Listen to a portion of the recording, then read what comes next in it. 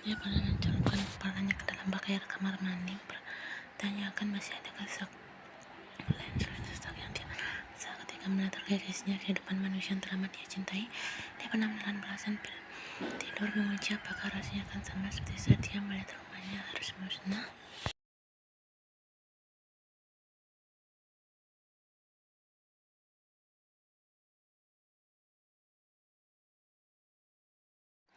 Dia pernah menenggelamkan dirinya dalam gelap yang dia tahu akan menjeritnya sampai hancur. Dia pun pernah menusuk ke rasanya agar dia bisa menculik sang ibu yang sudah kelewat babak belur, namun dunia masih menginginkannya di sini.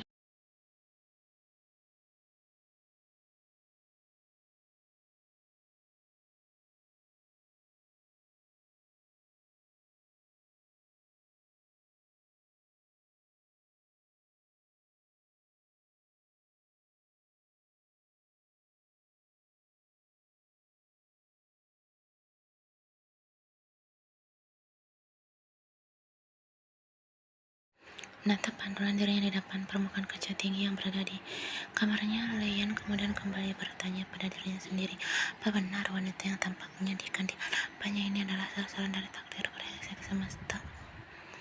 Dia cukup terlihat menyedihkan untuk kembali menggila seperti tempo hari, seperti beberapa tahun sebelumnya, akan tetapi segala tanya dan pertanyaan itu segera musnah ketika Jungkook memasuki ruangan dengan dengusan yang tampak.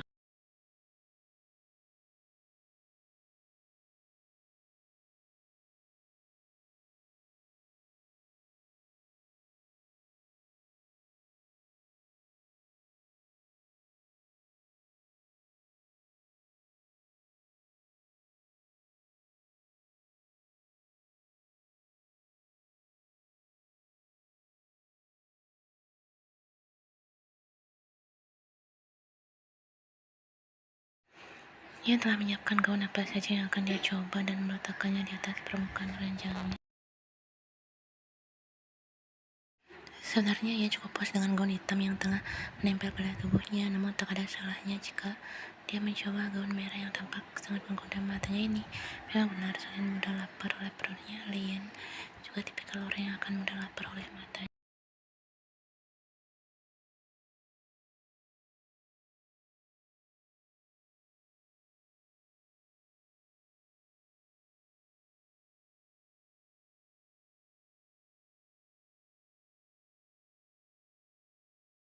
Seraya melepas gaun hitamnya, ia dapat mendengar Jungkook berujar, "Kurasa kita sudah terlalu banyak mengambilkan sesi liburan, kakak itu selalu bersemangat menerima misi. Kita butuh berlibur, Yan, bukan begitu?" Tanya Jungkook yang tengah mendaratkan punggungnya di ranjang nikmat milik sahabatnya yang tengah berada di dalam ruang pakaian itu. "Ajukan saja keinginanmu," membalas Yan yang wanita itu sambung, "katakan pada Yongga jika kau ingin berlibur."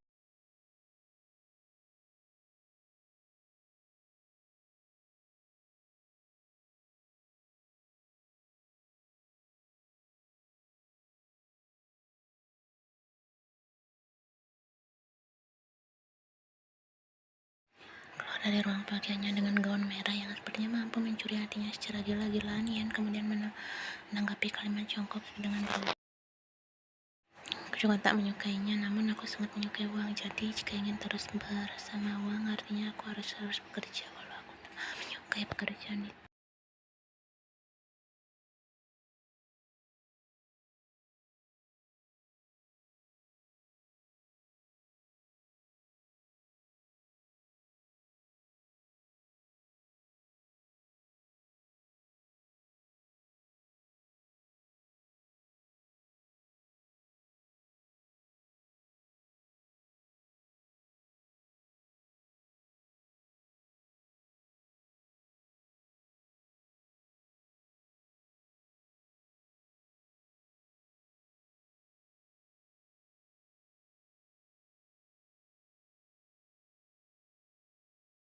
"Kau akan mengenakan gaun itu untuk misi nanti malam?" tanya Jungkook yang segera berbalas. "Tanya pula dari Yen, apa misinya akan dimulai malam ini?" tanya wanita itu sembari mengambil kat rambut yang berada tak jauh dari jangkauannya.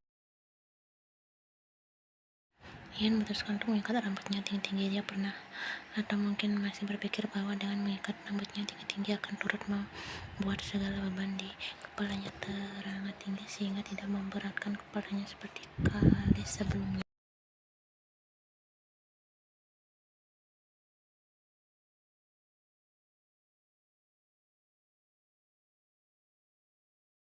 Jungkook kehilangan fokusnya ketika melihat leher belakang Ian yang terkepung secara cuma-cuma di hadapannya, sebab biasanya wanita itu akan tampil seseksi itu hanya saat berada dalam panggung sandiwara misi mereka.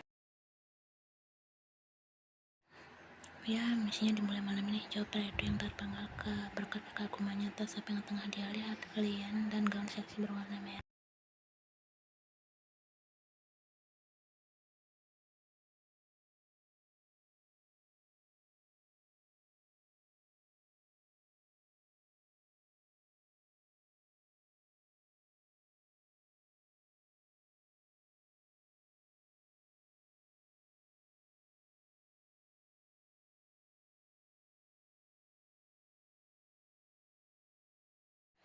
Memutar kepalanya ke samping agar ia bisa melihat warna merah yang disebutkan oleh Jungkook. Dian pun menghela napasnya saat ia melihat tanda-tanda yang sempat dibuat Taehyung saat mereka di motel. Benar, saat berada di dalam kamar mandi itu, Kim Tae sudah menyempatkan bibirnya untuk meninggalkan janji.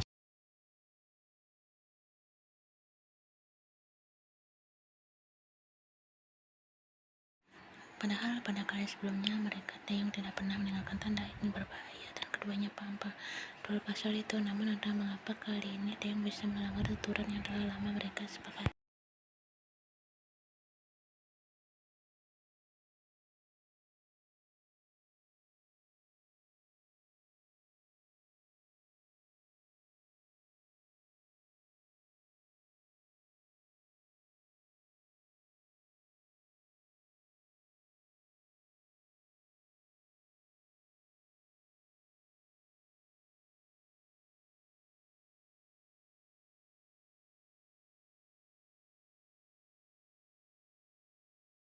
Pria itu tampak memandangi Ian dengan serius, sedangkan yang tampak begitu santai seolah tanya Jungkook adalah hal yang biasa dan tidak perlu diberi stempel keseriusan. Jungkook yang mendapati ketenangan tak terkalahkan dari Ian pun kembali bertanya, Ian, kau sungguh sudah memiliki kekasih baru?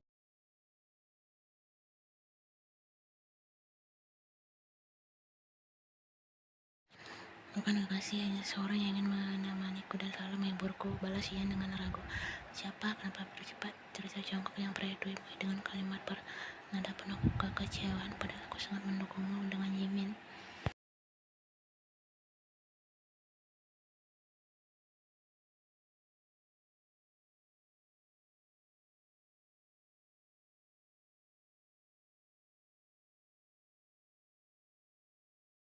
Mendapati Ian yang masih terdiam dengan tubuh yang bergerak ke sana kemari di depan cermin, Jungkook kemudian kembali bertanya, apa kau tidak mau berbaikan dengannya karena dia tidur dengan Elena? Kendati sesak itu kembali menyapa dadanya saat Jungkook menyebarkan permasalahan itu, Ian pada nyatanya tetap menyulam senyumnya sembari menggeleng. Tak lama setelahnya, wanita itu menjawab, tidak, aku tidak akan mengakhiri hubunganku dengannya hanya karena dia tidur dengan wanita itu.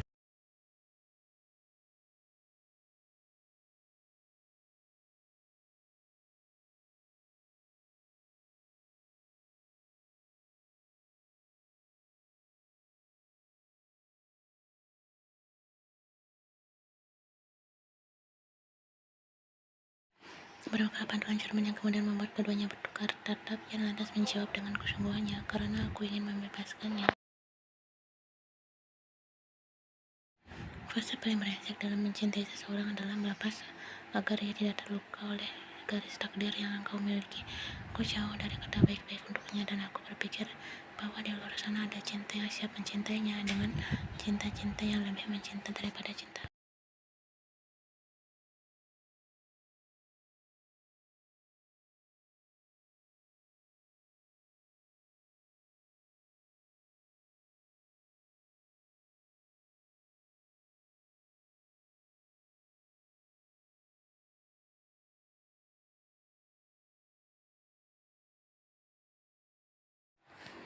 Tetapi lebih ke sebuah ikatan persahabatan yang begitu kuat.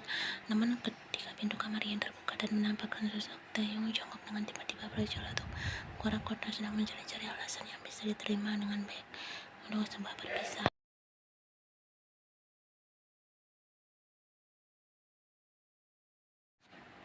Ian mendengar kalimat jawab, dia mendengarnya dengan jelas dan berniat untuk meminta penjelasan tambahan atas datangnya kalimat itu. Namun Jungkook terlebih dahulu keluar dari kamarnya setelah memberi tepukan di pundak Taehyung yang mengabaikan tepukan itu sepenuhnya. Sebab pria itu dengan menatapnya dengan sorot menahan amarahnya. Seluruh fantasi Taeyong hanya terfokus pada sosok wanitanya yang terlihat terkejut oleh kedatangannya.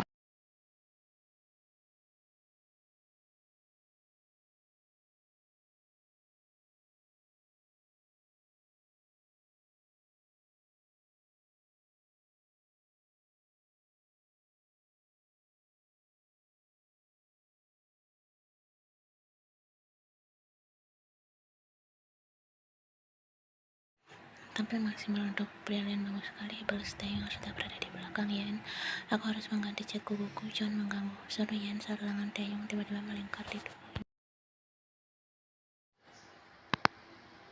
akan tetapi Kim Tae justru membalas dengan bisikan di telinganya, aku akan mengganggumu saat mengganggumu. Yen melihat bagaimana tangan Taeyong sudah terkunci pada permukaan. Taeyong mendesak dari belakang dengan dagu yang berat letakkan di permukaan pundak kiri ya.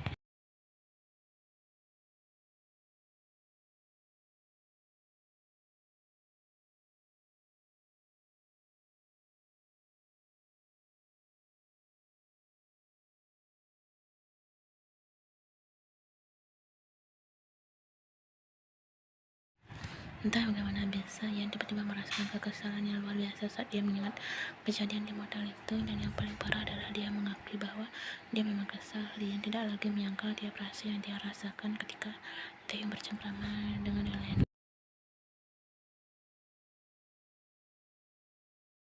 Namun bagi Yan, kekesalannya hanyalah sebuah kekesalan normal. Dia tentu tidak cemburu, tidak akan pernah. Lagi pula dia tidak berada di level yang sama dengan wanita itu, dan cemburu hanya akan membuat dirinya sama rendahnya dengan wanita itu.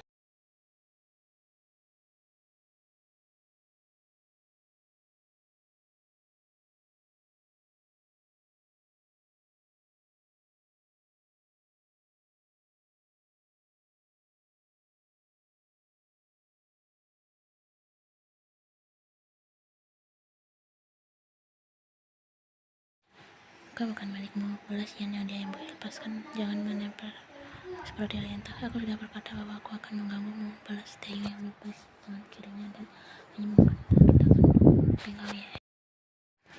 Pria itu lepaskan tangan kanannya tanpa balasan, dan Yan menyadari itu. Awalnya wanita itu sama sekali tak berpikir bahwa Taeyong akan bertindak kurang ajar padanya, mengingat bahwa keduanya berada di rumah yang sama dengan orang-orang yang tidak tahu menau pasal hubungan mereka.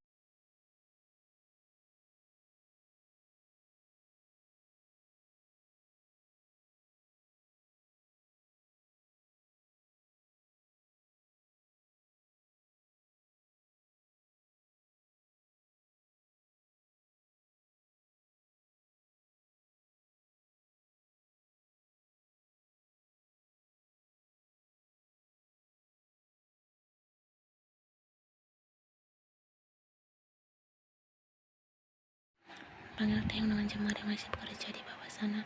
Yan masih belum menjawab, dan Taeyong tetap pria itu menginginkan sebuah pengakuan berupa kata iya dari Yan. Dia ingin mendengar kalimat pengakuan bahwa wanita itu membutuhkannya.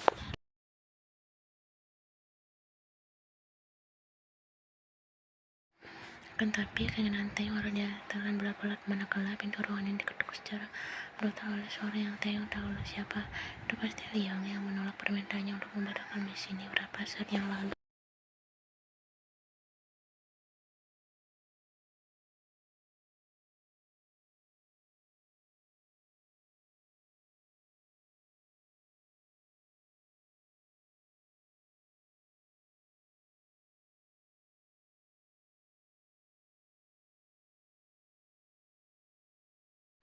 Kendati tak menerima pengakuan yang dia inginkan dari Yan, tetap saja Taeyong bangga ketika melihat bagaimana Yan menatapnya dengan sorot penuh ingin. Dia benci momen di mana Yan menggodanya sampai membuatnya frustasi secara.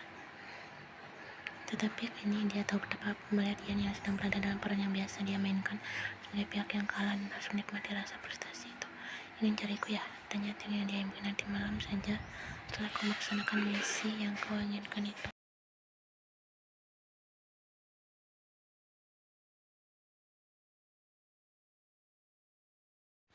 Kau mengizinkanku menerima misi itu? Tanya Yan yang tengah berjalan menghampiri pintu kamarnya.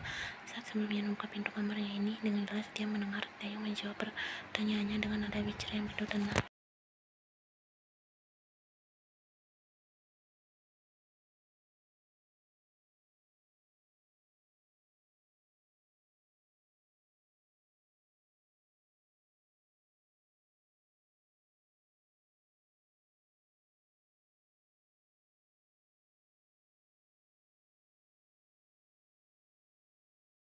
Benar yang dia adalah pelakunya. Pria itu hendak mencetak kepala Taeyong bersikeras menemui Yan, padahal Yonggi sudah mengatakan bahwa Elena sudah mulai mencarinya dengan bantuan beberapa pengawal. Yonggi mengetahuinya berkat usahanya menyadap ponsel wanita Kim itu.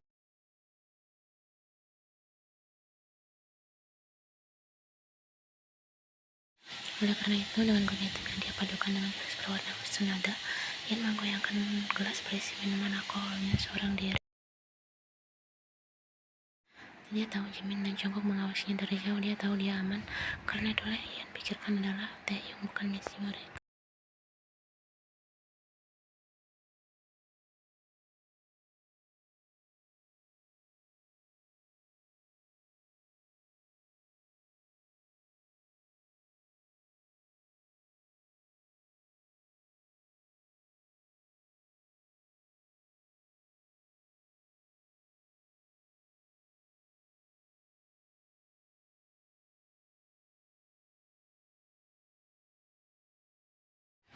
Namun kali ini Yan tampak lebih tenang dan Jungkook yang mengawasi pergerakan Yan pun terus berucap syukur karena sejauh ini wanita itu belum menjatuhinya caci makian sendirian saja.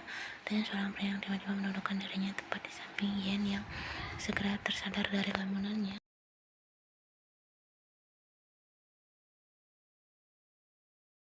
Pria itu menyadari bahwa Yan sudah menghabiskan waktu yang lama untuk melamun dan dia pun kembali bertanya, sepertinya kau membutuhkan teman bercerita.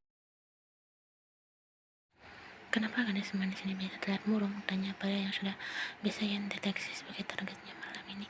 Karena itulah Yan mulai bersiap-siap untuk segera melaksanakan misi.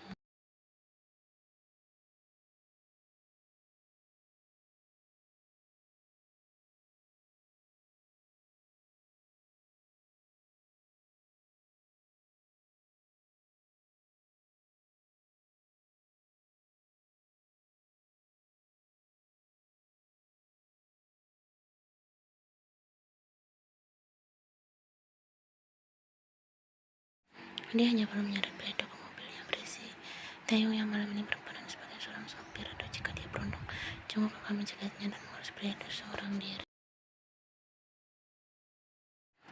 Setelah dia bisa tidur karena tentu saja Taeyong tidak akan muncul dan menyeretnya, pria itu sibuk dengan istrinya dan Yan kembali diperkosa oleh pikirannya sendiri.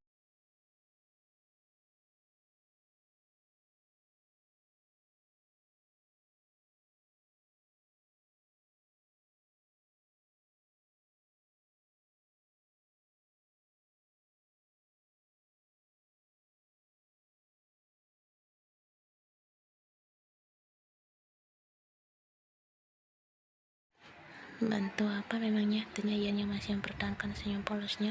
Pria itu berkuda agar Yan mendekat dan dengan senang hati wanita itu mendekatkan kepalanya hingga rungunya bisa dicapai oleh pria itu. Tak lama setelahnya Yan dapat mendengar pria itu berbisik, uang itu kau ingin berapa untuk satu malam bersamaku?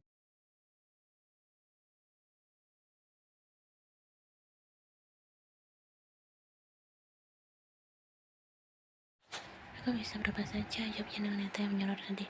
Terkutuklah sisi iblis dalam diri wanita itu, sebab dengan segera pria di hadapannya ini terpengaruh dengan menanyakan pasal apa yang ada di balik sorot sedih itu.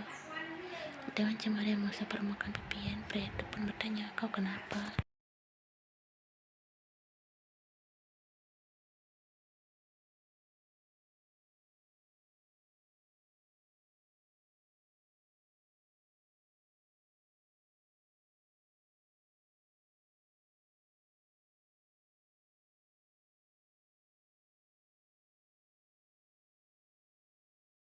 Ketika pria di hadapannya ini masih terdiam, Yan kemudian menambahkan satu kalimat yang dia yakin akan membuat pria di hadapannya ini segera mengajaknya keluar dari klub ini.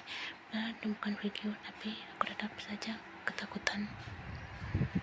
Bukan melihat video itu, tanya pria bermarga Yun itu kepada Yan yang segera Yan jawab dengan kebohongan yang mungkin akan membuat Taeyong tertawa sampai terpingkal-pingkal jika pria itu mendengarnya. Bukan, aku bahkan belum pernah melakukannya sebelumnya.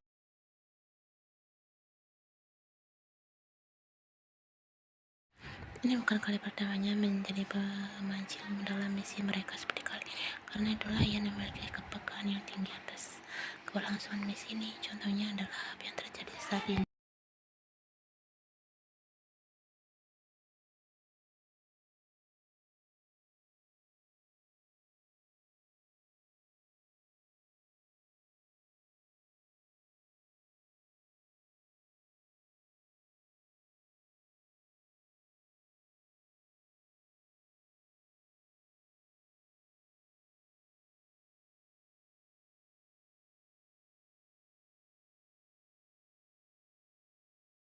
Dengan Tommy yang ditodong oleh pria yang dari tadi terus mencuri kehidupan. Ian yakin saat setelah mereka sampai tipu daya Stevie, tubuhnya akan segera ambruk jatuh ke lantai. Nyatanya apa yang Ian duga benar-benar terjadi.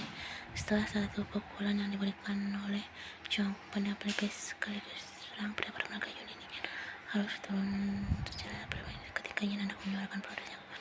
Chong yang selalu melakukan hal yang sama wanita itu telah terlebih dahulu dibawa oleh Jimin dengan mencengkramkan tangan pria itu pada pergelangan tangan Ian.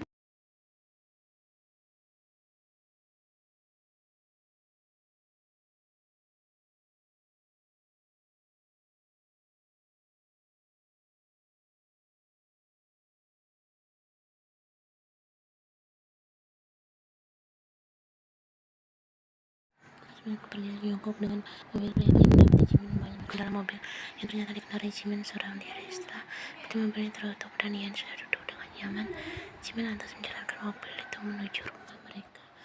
Rumah Mansiu itu Ian menyebutnya.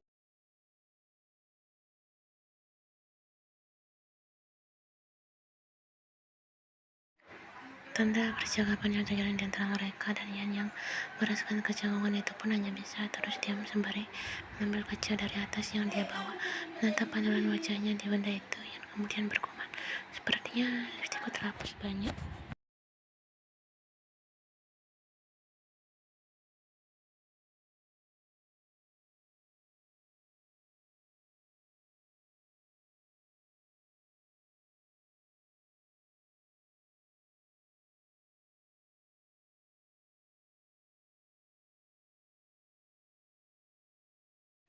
Kenapa? Tanya Ian masih menggenggam itu dengan netra yang tengah menatap sosok pria itu. Pria itu tak menjawab, netranya fokus menatap jalan di depannya dan Ian rasa mobil ini semakin melaju dengan kencang sesaat setelah dia menyuarakan tanyanya. Sementara itu, yang dimentari bahwa Jimin tak berniat untuk menjawab tanyanya pun memutuskan untuk membubuhkan lipstik merah itu di bibirnya. Semuanya berjalan lancar sampai mereka memasuki halaman rumah setelah membuka gerbang dengan akses yang hanya dimiliki oleh mereka berlima.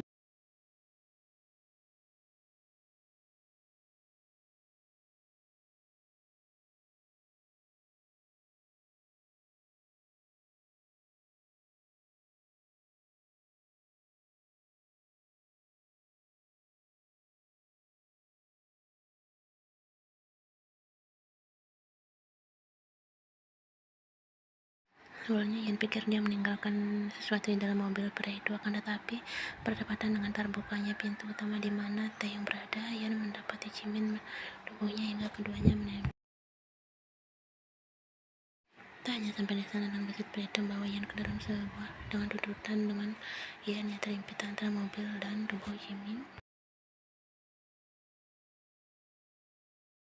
Cuma ini tak benar dan Ian tidak menyetujui ini. Oleh karena itu, dengan sekuat tenaganya, dia berusaha mendorong Jimin agar menjauh. Namun yang dia dapati Jimin yang cengkram pergelangan tangannya dengan cukup kasar dan terus membawa dalam yang penuh tuntutan.